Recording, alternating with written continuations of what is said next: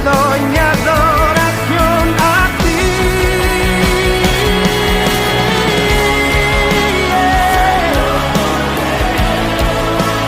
Los cielos te quiero adorar, quiero exaltar el universo, el mundo entero te tiene que adorar, te tiene que exaltar.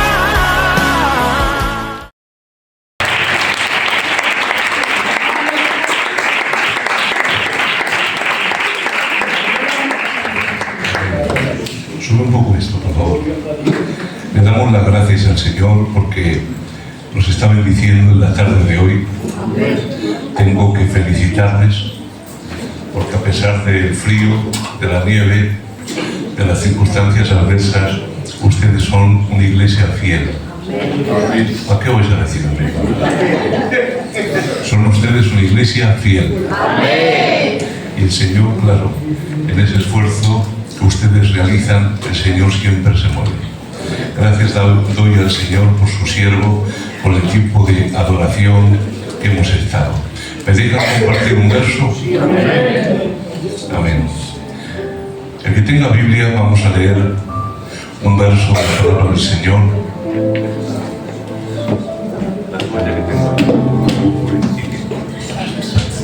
Quique, dime la toalla de tu padre. Amén. Libro de Números, capítulo 35, verso 9, dice así: Habló Jehová a Moisés diciendo: Habla a los hijos de Israel y diles: Cuando hayáis pasado al otro lado del Jordán, a la tierra de Canaán, os señalaréis ciudades.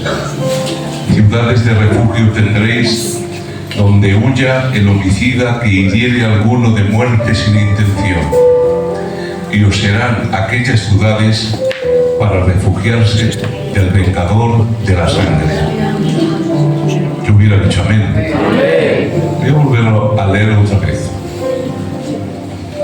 Habló Jehová a Moisés diciendo: Habla a los hijos de Israel y diles: Cuando hayáis pasado al otro lado del Jordán, a la tierra de Canaán, os señalaréis ciudades. Ciudades de refugio tendréis, donde huya el homicida que hiriere a alguno de muerte sin intención. Y serán aquellas ciudades para refugiarse del vengador de la sangre. Amén. Amén a su palabra. Esto que estamos leyendo aquí es una administración que el Señor ordenó que se tenía que realizar en la tierra prometida. La Biblia nos dice que cuando el pueblo conquistó la tierra de Canaán, el Señor repartió parcelas de tierra entre 11 tribus. Pero usted dirá, pero eran 12, es verdad, eran 12. A los levitas el Señor no les dio tierra, porque la Biblia nos dice que Jehová era su heredad. Yo hubiera dicho amén. ¿Y qué pasa? Que entre todas las ciudades y todas las tribus de Israel se tenían que conceder ciudades y pueblos a los levitas para que los siervos de Dios estuvieran por medio de toda la nación de Israel. Y escuchad, las ciudades de los levitas estaban diseminadas por toda la tierra de Israel en proporción al territorio de cada tribu. Y la Biblia nos dice que debía de haber 48 de estas ciudades. Las mismas fueron escogidas por sorteo unos años más tarde. Y de entre esas 48 ciudades de toda la tierra de Israel, que todas las tribus entregaron a los levitas, 6 de esas ciudades, la Biblia nos dice que tendrían que ser ciudades de refugio. 3 a cada lado del Jordán. ¿Y para qué eran estas ciudades? ¿Me dejáis poner un ejemplo? Amén. Imagínate que alguien mataba a alguien. Pongo un ejemplo que está en las Escrituras. Salen 2 amigos a cortar leña para la casa. De repente, mientras uno está golpeando con el hacha un árbol, el hierro del hacha sale despedido con tal mala suerte que golpea a su amigo. Y escuchad, es tan mala la suerte que el amigo que ha sido golpeado por el hierro del hacha muere. Bueno, ¿y qué pasaba en aquellos tiempos? En aquellos tiempos había un hombre que normalmente era el primogénito de cada familia. A ese hombre se le llamaba Coel, el vengador de la sangre. Y cuando se enteraba la familia que había fulano matado a sotano, aun siendo por accidente, iba el Goel a buscar la sangre de aquel que había derramado la de su familia. Lo hemos entendido, ¿verdad? Amén. Pero usted diría, es un accidente. Ya. Pero la Biblia nos decía, ojo por ojo, Diente por diente. diente por diente, pie por pie, mano por mano. Entonces, nada más que este hombre que había tenido el accidente y había matado por accidente a su amigo, ese no ponía excusas, ese no contaba historias, porque escuchad, si le pillaba el vengador de la sangre, lo mataba, sin más. ¿Qué hacía? Pues este hombre que había matado por accidente salía huyendo. ¿A dónde? A una de las 6 ciudades de refugio. Por eso había 3 a un lado del Jordán y otras 3 a otro lado del Jordán. ¿Lo entendemos, verdad? Amén. Todas a distancias equidistantes, que estuvieran cerca unas de otras, para que el que necesitara en un momento dado ir a refugiarse a una de esas ciudades pudiera hallarla cuanto antes. ¿Podemos decir amén? Amén. Bueno, ¿y qué pasaba? Pues muy sencillo, que cuando el infractor entraba en una de estas ciudades de refugio, el Goel no le podía tocar. ¿Y qué pasaba entonces? Se reunían los ancianos y se exponía el tema. Pues mirad, yo fui con este hombre y golpeé el árbol, saltó el hierro, le golpeó con tan mala suerte que lo mató. Y los ancianos examinaban a ver si había rencillas, o odio, o envidia. Y escuchad, si este hombre se declaraba que era culpable, se le sacaba de la ciudad, y en el momento que se le sacaba de la ciudad, el Goel, el vengador de la sangre, podía echarle mano. Pero si a este hombre se le consideraba inocente, que no tenía ni mal corazón ni mala intención, la Biblia nos dice que se le permitía estar en la ciudad. Amén. Amén. Bueno, ¿y qué beneficios traía eso? Si este hombre salía de la ciudad y el vengador de la sangre lo encontraba, le podía matar, pero no podía tocarle dentro de los límites establecidos de la ciudad de refugio. ¿Has visto qué forma de establecer justicia? Amén. Primero que te quiero decir aquí, y es que si se dan cuenta, cuando Dios establece el sistema de ciudades de refugio, el pueblo todavía estaba en el desierto. Pasarían muchos años antes de que Josué conquistara la tierra. El pueblo estaba bajo Moisés en el desierto, todavía no habían conquistado la tierra, todavía no tenían ciudades donde establecerse, todavía no había ciudades de refugio tal cual, y sin embargo Dios ya ordena y establece todo. Dios estableció la provisión de la salvación antes de que hubiera necesidad para ello. Dios es impresionante. Amén. El pueblo en el desierto no posee ni la suela de sus zapatos. Están dando vueltas. No hay ciudades y sin embargo Dios ya está ordenando lo que va a suceder cuando entren en la tierra de Canaán.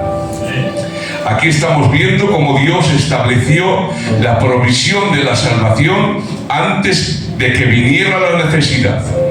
Dios estableció el sistema de las ciudades de refugio y las señaló mucho antes de que fueran a llegar a ser utilizadas. Las estableció y las señaló cuando Israel todavía estaba andando errante por el desierto antes de conquistar la tierra prometida bajo Josué.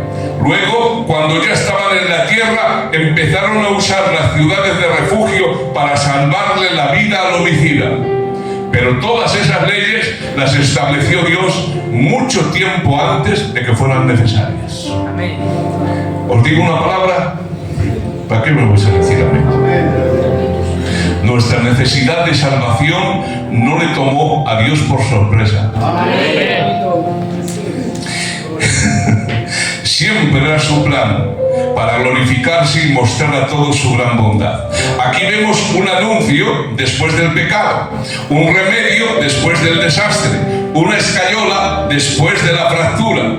Aunque dicen las Escrituras que cuando examinamos el texto bíblico, primeramente el hombre peca y después Dios establece una solución. ¿Os acordáis? Amén. Dice, vendrá uno de la simiente de la mujer que pisará la cabeza a la simiente de la serpiente. Pero ¿cuándo dice esto Dios? Después de que el hombre peca.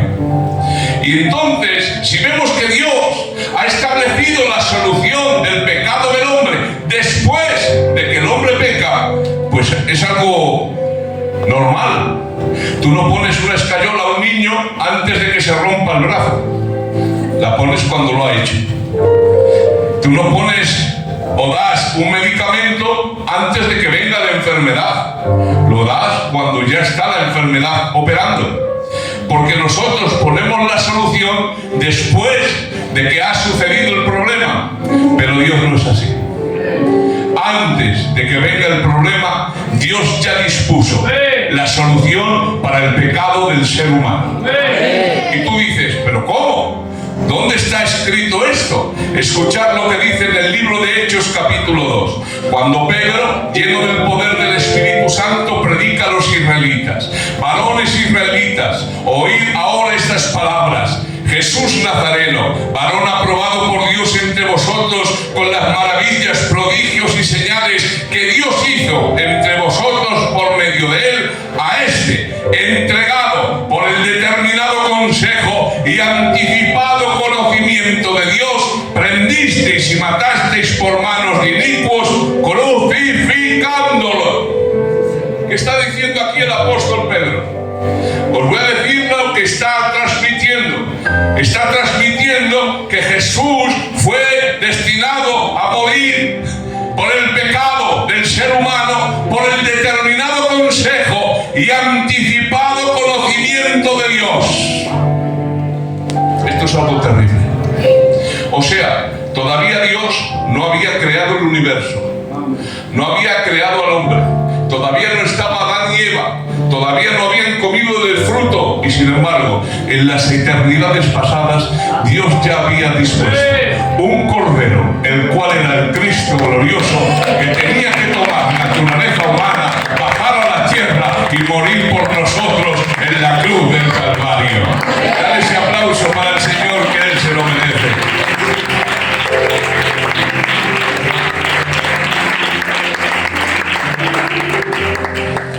Fijaos lo que dice Primera de Pedro capítulo 1.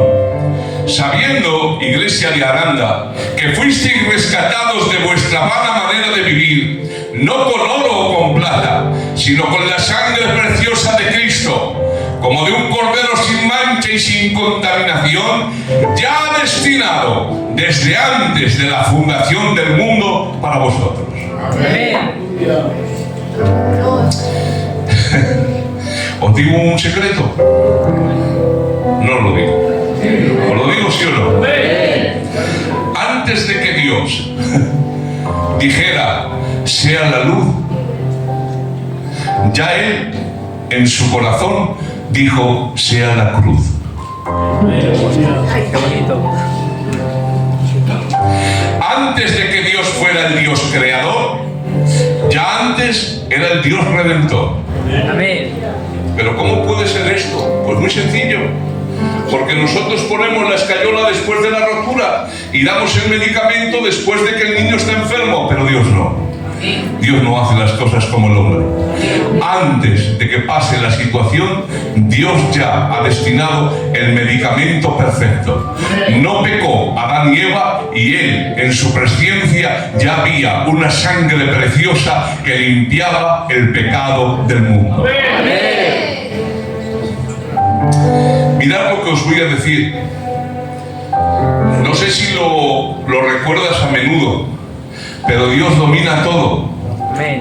¿A qué vais a decir amén? Dios gobierna todo. A veces, porque nosotros somos así, las malas noticias nos pillan por sorpresa. Mira que estamos bien, chacho, y de repente nos viene una mala noticia un martes cualquiera a las 11 de la noche y toda la vida se nos viene abajo. Una noticia. Todos los planes que tú tenías, todos los proyectos, todas las esperanzas, todas las ilusiones, y sin embargo tienes que entender algo, que desde antes de la fundación del mundo Dios ya lo sabía. Amén. Y aunque tú no lo veas ni yo, Él ya dispuso de la gracia necesaria para ayudarte a soportar todo aquello que estás pasando. Amén. ¿Y sabes por qué? Porque dice la Biblia que Él ha preparado obras desde antes de la fundación del mundo para que nosotros caminásemos por ellas. O sea, no solamente te ha escogido en Cristo desde antes de la fundación del mundo, no solamente desde antes de la fundación del mundo Él ha derramado una sangre que tiene poder para limpiar el pecado, sino que antes de la fundación del mundo ya dispuso de obras específicas para ti, diseñadas con propósito para tu persona, para que tú, por fe, anduvieses en ellas. Amén. ¿Cómo lo hace Dios? ¿Me dejáis contaros una historia? Amén. Hace muchos años, ustedes saben que los gitanicos se dedicaban a vender el lote, la maleta. Eran fieras engañando. Los gitanos estos vendían hielo a un esquimal. No sé cómo hacían. Y resulta que había un joven que su papá pues le quería enseñar a vender la maleta, pero era muy torpe, no chanelaba nada, no sabía hablar, le daba lache. ¿Cómo voy ahora a donde ese señor y le cuento toda la historia? Le daba mucha lache. Pero el padre le dice: mira, hijo, ¿ves ese bar? Ve a ver si vendes. Ahora va el hijo lleno de lache, de vergüenza, no sabía hablar, tartamudeando, va con el lote donde el señor, mire, oiga, que traigo esto. Y va el del bar y dice: ay, a ver, enséñamelo. Lo pone en el mostrador. En el mostrador. Pues mira, que te lo voy a comprar. El chico gozando. Tanto, gozando. ¿Qué, hijo? ¿Qué tal? Se lo he vendido, padre. No te digo yo que valías para esto. Mira esa tienda. Ve a ver. Va el joven, ya con más ánimo, escuche, porque ha vendido en el bar, va a la tienda, mire, oiga, ya tartamudeaba menos. Que tengo esta, y le enseña, pues a ver, enséñamelo. Y empieza, se lo enseña, pues tanto, válgame Dios. Así durante varios días. Tanto es así que este joven iba sacando pecho diciendo: si es que no lo veo como vendo. Se le quitó el miedo, se le quitó la tartamudez, se le quitó la lache. ¿Con qué confianza iba a vender? Han pasado los años y este joven se hizo uno de los mejores vendedores que había. Pero pasaron tantos años que su papá envejeció y falleció. Y se cuenta que cuando estaban allí velando, se acercó uno de los amigos de su papá, abrazó al hijo y le dijo: qué bueno era tu papá, qué sabio era. Dice: sí, oiga, me acuerdo todavía cómo hizo para hacerte vendedor. Sí, ¿sabes lo que hizo tu papá? Fue al del bar. Le dio el dinero a él para que te comprara el del bar con su dinero el lote. Y fue al de la tienda, le dio el dinero a él porque eran amigos, para que te comprara con su dinero el lote. Y así lo hizo durante tiempo, hijo, para que se te quitara el miedo, la tartamudez, para que se te quitara la lache y cogieras confianza. Y cuando este joven, que se daba todo porque se había hecho un gran vendedor, se dio cuenta que todo había sido porque su padre había ido preparando las cosas paso a paso, salió llorando, reconociendo cómo su padre lo había guardado, lo había protegido, lo había enseñado. Así ha sido Dios con nosotros. Dios ha colocado cada momento, cada día, pequeñas cosas en nuestro camino, pero no somos nosotros, no es nuestro mérito, no es porque valgamos, es porque ha sido la gracia de Dios anticipándose delante de nosotros. Dale ese aplauso al Señor.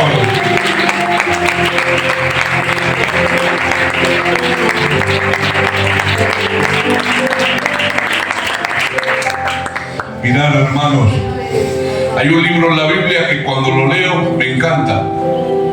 Es el libro de Esther. Os recomiendo que lo leáis. El libro de Esther es sorprendente por un detalle.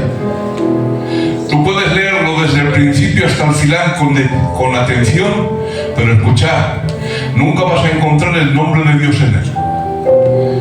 Y la pregunta es, Tato, ¿cómo en un libro inspirado de las Escrituras, que está en la Biblia, un libro entero, cómo que no sale el nombre de Dios? No sale. No sale. Y sin embargo, se ve a Dios por todos los sitios. Se ve a Dios. Hay algo llamado providencia, y es la capacidad que tiene Dios de gobernar todas las cosas. En su providencia, los cuervos por la mañana le claman a Dios para que les dé de comer. Yo sé que te cansas, hermana, por estos niños que comen mucho. Yo no, pero ellos sí. Y siempre están pidiendo comida. Y la mamá, siempre estáis comiendo, que os coméis todo. Pues tú sabes lo que sería que todos los cuervos cada mañana te pidan de comer a ti. Y los leoncillos, dice, claman a mi espíritu para que los alimente. Estás con ellos y viven. Quitas de ellos tu espíritu y perecen. ¿Sabes lo que significa esto? La providencia de Dios gobierna sobre toda la creación, la mantiene y la cuida. ¿Por qué las estrellas siguen en sus órbitas? Por la palabra de su poder. ¿Por qué las cosas funcionan según su naturaleza? Por la palabra de su poder. Toda la creación espera en Él. Y te digo algo, toda la creación en Él se mantiene y existe. Él quita y pone reyes. Él gobierna sobre todas las cosas. ¿O no es el Dios soberano? A veces no le vemos. A veces no sabemos cómo actúa. Pero siempre está en la vida de todos sus hijos, moldeándolos, cuidándolos, protegiéndolos, guiándolos.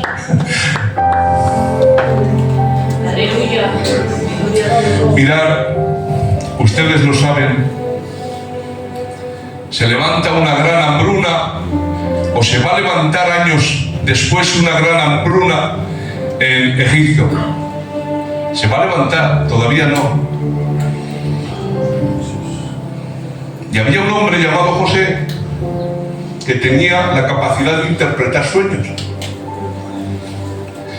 Años después, Faraón va a soñar el sueño de las espigas y las vacas. Ustedes lo saben.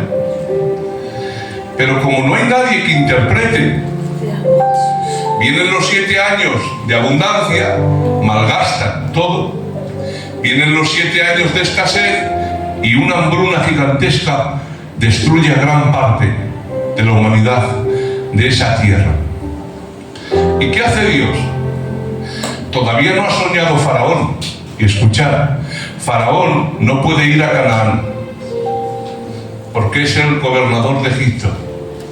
¿Y qué hace Dios? Permite. No lo produce. Permite que los hermanos de José le tengan envidia, odio y aborrecimiento. Ahora José es más pequeñico. Fíjate cómo le trataban sus hermanos. Ahí viene el soñador. ¿Por qué lo permite Dios? Porque en una ocasión, cuando va donde ellos, los hermanos se unen y dicen: ahí viene el soñador, matémosle. Ay, padre. Pero dice Rubén, el mayor, ¿ves? Dice: no lo matemos, metémosle en la cisterna y lo vendemos. ¿Por qué dijo esto? Porque él tendría que haber sido el Goel, el vengador de la sangre. Y si los hermanos matan al hermano pequeño, el primogénito después hubiera tenido que matarlos a ellos. No fue compasión, se quería librar de problemas. Y ahora dice la Biblia que le meten y ellos se pusieron a comer. ¿Tú te imaginas a un jovencico, un niño, clamando a sus hermanos que lo saquen? Y los hermanos carnuces, comiendo y hinchándose, escuchando al niño y endureciendo su corazón. La pregunta es: ¿por qué permite Dios esto? Le venden a unos amalecitas como esclavo, le llevan a Egipto y la providencia de Dios, que gobierna todo, permite que lo compre Potifar, capitán de la guardia de Faraón. Está en la cárcel. Este hombre tiene un espíritu superior. Tanto es aquel que todo lo que toca Dios lo bendice. Se levanta un demonio en contra de él, le acusa falsamente y escucha, le meten en la cárcel. ¿Pero en qué cárcel? ¿En la de los plebeyos?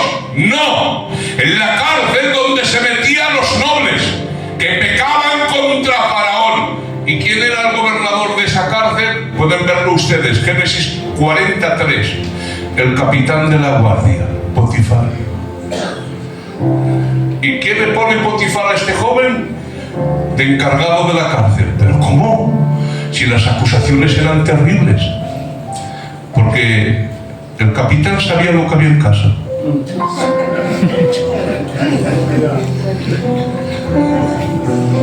¿Qué vamos a decir más? Lo que pasa es que como tenía que guardar las apariencias, lo mete preso. Pero cuando está preso, le pone encargado de la cárcel. ¿Por qué tenía que estar en la cárcel de nobles? Porque iban a soñar dos, el copero y el panadero, que hicieron mal contra Faraón. ¿Y a dónde les mete el Faraón? En la cárcel de los nobles. Y ahí tenía que haber alguien con la sabiduría divina de interpretar los sueños. Y cuando les ve José, dice: ¿por qué estáis tristes? Ah, pues cómo no vamos a estar tristes, mira lo que nos ha pasado. Yo he tenido un sueño esta noche. Pues ¿qué has soñado? Pues mira, yo he soñado con esto, con una copa. No te preocupes, el Faraón en 4 días te restablece a tu lugar. Y el panadero dice emocionado: este tiene interpretación. Pues yo también he soñado. Y dice: válgame Dios, tú no duras 2 telediarios. El Faraón te corta la cabeza. Y resulta que todo lo que José dice se cumple. Y le dice al copero antes de irse: Dios te va a poner de nuevo en tu sitio. Cuando estés en tu sitio, acuérdate de mí. Escucha, permite Dios que el copero se olvide de José durante años. Ahora, ¿qué preguntas harías tú y yo en esa situación? Permite que me vendan. Permiten que me vendan como esclavo. Permiten que se levante un demonio y me metan en la cárcel. Permiten que en la cárcel los que les he hecho bien se olviden de mí. Pero había un plan soberano. Amén. Gracias, Jesús. Sueña Faraón y llama a todos los adivinos, agoreros, demonietes que tenía para allí. A ver, interpretarme el sueño. Le cuenta el sueño Faraón y nadie sabía. Y justo cuando nadie sabía, se acuerda. Y dice, oh, me acuerdo de mis faltas. Cuando me metiste preso, Faraón, allí había un joven judío. Estábamos el panadero y el copero, mi persona. Contemos los sueños y todo lo que dijo ese joven se cumplió. Han pasado años. José está en la cárcel, olvidado. Te amo, Jesús. Pero de repente Faraón le llama. Se necesita alguien que interprete los sueños. Le cambian la ropa, le lavan, le afeitan totalmente la cabeza, la barba, las cejas, de la costumbre egipcia, y le presentan delante de Faraón. Faraón cuenta el sueño, y lo que ningún poseído demoníaco, adivino o agorero pudo interpretar, este hombre dijo: vienen 7 años de gran abundancia, y después vienen 7 años de gran escasez. Búsquese Faraón un hombre con inteligencia, para que en los 7 años de abundancia que se va a quintar la tierra, dícese, va a haber 5 cosechas cada año, guarde para los años de escasez. Y se le queda Faraón mirando al esclavo y le dice: ¿quién mejor que tú, que sobre ti reposa el espíritu de los dioses santos? Y se quitó su anillo y se lo dio a José. Y José pasó de ser el esclavo a un hombre llamado Panea, segundo de Faraón. Y dicen las escrituras que el sumo sacerdote de Egipcio le dio a una mujer. No te dice nada esto, que este José, siendo judío, se le entregó a una esposa gentil. ¿Para qué voy a decir a mí? A este José, que fue exaltado, se le entregó una esposa gentil. Era tipo de Cristo, amado por el Padre, aborrecido por sus hermanos, vendido como un esclavo, traicionado y estando en la cárcel, mas después en la cárcel subió por encima de todas las cosas para sentarse a la diestra del Padre y gobernar sobre todo y por todo.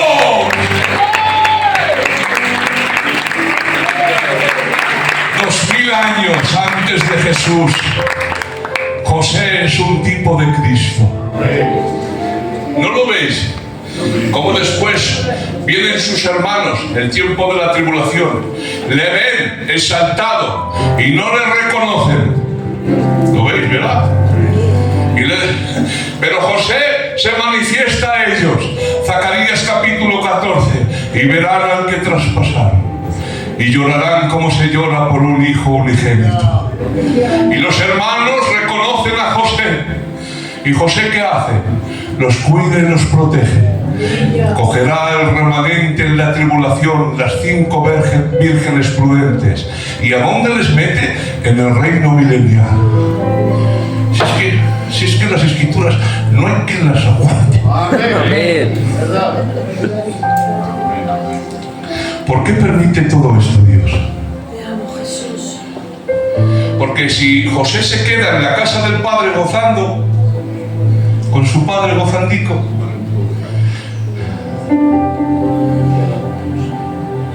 sueña el copero y el panadero y nadie interpreta. Sueña Faraón y no hay nadie que interprete. Vienen los 7 años de abundancia y todo se malgasta. Viene la escasez. Escuchar lo que dijo Jacob: ir a Egipto a comprar comida, no sea que perezcamos de hambre. En aquella época la tribu de Jacob eran de 72 personas, Hechos capítulo 7. Venía una hambruna tan grande que hubiera muerto no solo millones de personas en Egipto, también hubiera muerto la casa de Jacob. Y si moría Jacob, moría Judá. Y si moría Judá, no hubiera podido venir el rey David. Y si no hubiera podido venir el rey David, no hubiera podido venir aquel que era el hijo de David. No hubiera podido venir el Cristo. No hubiera podido tomar naturaleza humana. no hubiera podido estar en medio de los hombres durante 30 años, no hubiera podido estar predicando durante 3 años, no hubiera podido ir a la cruz del Calvario, no hubiera podido morir y derramar su sangre por todos los pecados de todos los hombres, de todas las épocas, y toda la raza humana se hubiera condenado en el infierno.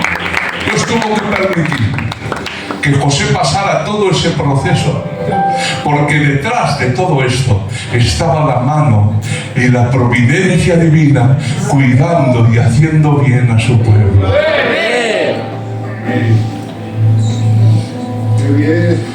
Mirad, os voy a decir un verso y ya termino. Hechos capítulo 4. Hablando, Pedro estaba ungido en esta época. Dice, se unieron en esta ciudad contra tu santo Hijo Jesús, Herodes y Poncio Pilato, con los gentiles y el pueblo de Israel. Escuchad, para hacer cuanto tu mano y tu consejo habían determinado antes que sucediera. Te lo vuelvo a repetir. Se junta contra tu santo Hijo Jesús, Herodes, Poncio Pilato, los gentiles, el pueblo de Israel, para hacer ¿qué? Todo cuanto tu mano y tu consejo habían determinado antes que sucediera. O sea, ellos se unieron por odio, se unieron por envidia, se unieron porque aborrecían a Jesús. Lo normal de este verso hubiera sido esto. Moisés, se unieron todos esos en la ciudad contra tu santo Hijo Jesús para torcer el curso de tu divina voluntad. ¿Ves? Se unieron todos estos demonios para torcer el curso de tu divina voluntad. Pero no dice eso. Se unieron los demonios, ¿para qué? Para hacer todo lo que tu mano y tu consejo habían determinado que sucedería. ¿Para qué vais a decir a mí nada? Lo normal es, se unen los que son los enemigos de Dios y de Jesús para torcer el plan de Dios. Pero no, se unen todos rechinando los dientes simplemente para que se cumpliera todo lo que Dios había determinado que iba a suceder. Amén. La idea era que el esfuerzo de ellos para oponerse a la voluntad de Dios, lo único que demostró ser fue un impulso para que esa voluntad se cumpliera. Ellos se confabularon en un consejo de guerra contra Cristo, pero sin tener conciencia de ello, firmaron un tratado para promocionar la gloria de Jesús. Amén. ¿Para qué vais a decir amén? Con lo bonito que he dicho esta frase. Es que era muy bonita, Moisés Junior. ¿Me dejáis que la repita? Amén. Todos estos se unen para oponerse a la voluntad de Dios, y lo único que consiguieron fue un impulso para que esa voluntad se cumpliera. Quiero escuchar, se confabularon en un consejo de guerra contra Cristo y sin darse cuenta firmaron un tratado para promocionar su gloria. Amén.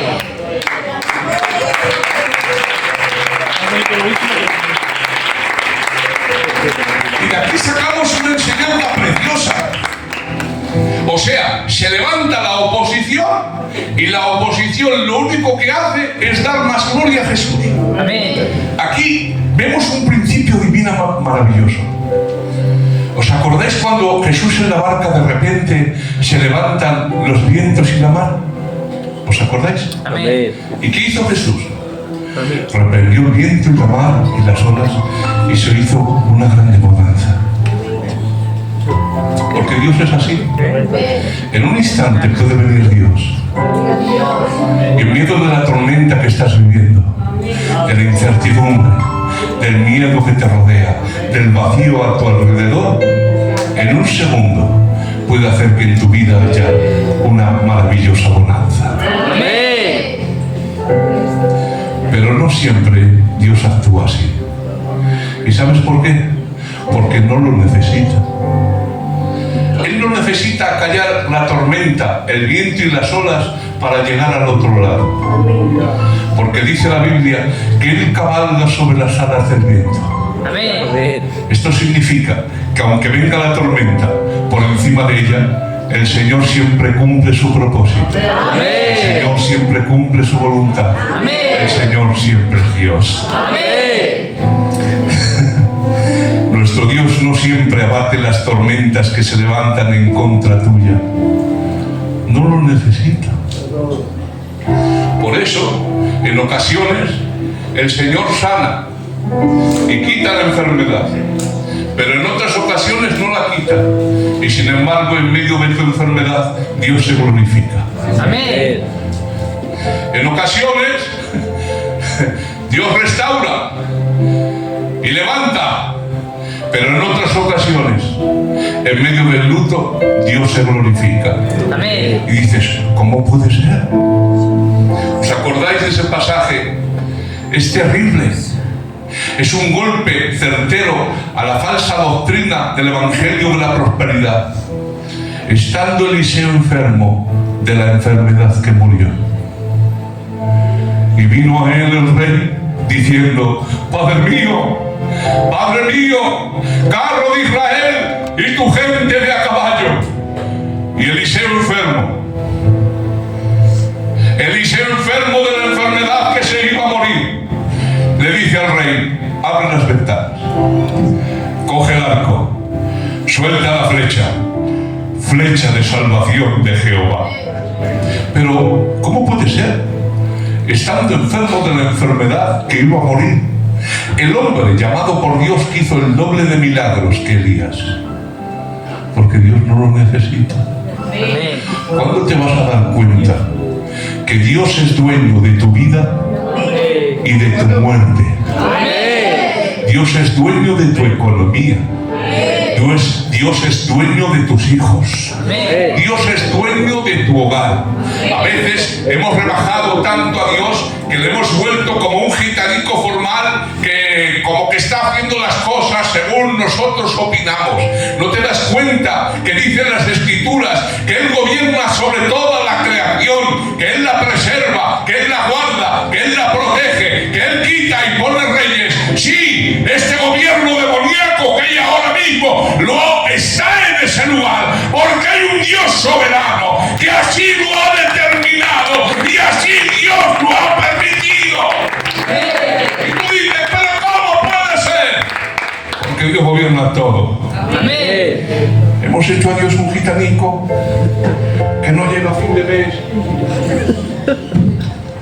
tan pequeñico Dios que le reñimos.